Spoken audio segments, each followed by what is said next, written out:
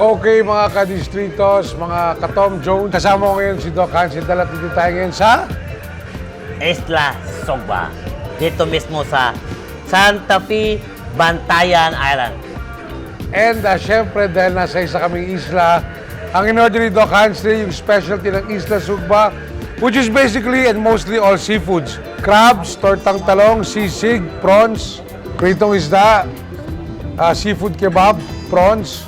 Of course, ito yung signature soup na hindi ko alam kung bakit signature soup. Request si Doc Hansi, chili crabs.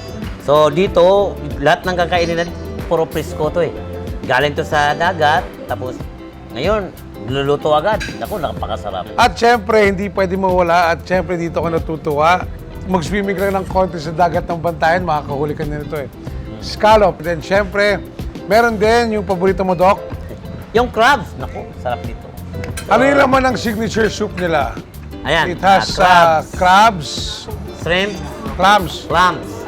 Okay, so tikman natin yung soup, ha? Wow! Hindi kayo pwede pumasok Lasang-lasa dito. mo yung clams at pampalinamnam yung crab. Ito yung fish nila. Alam nyo, mga kadistritos, pag ganito ka-fresh yung pagkain, hindi na kailangan mag-spoon and fork eh. Mas masarap magkamay. Sa amin ito eh, binali ng isda na eh. Wala na. Okay? Manood lang kayo ha. Sabihin sa sawal dito. Seafood kebab. Shrimp. Sarap. Sarap eh. Sarap lang. Pusit. Sarap ka lang dyan ha.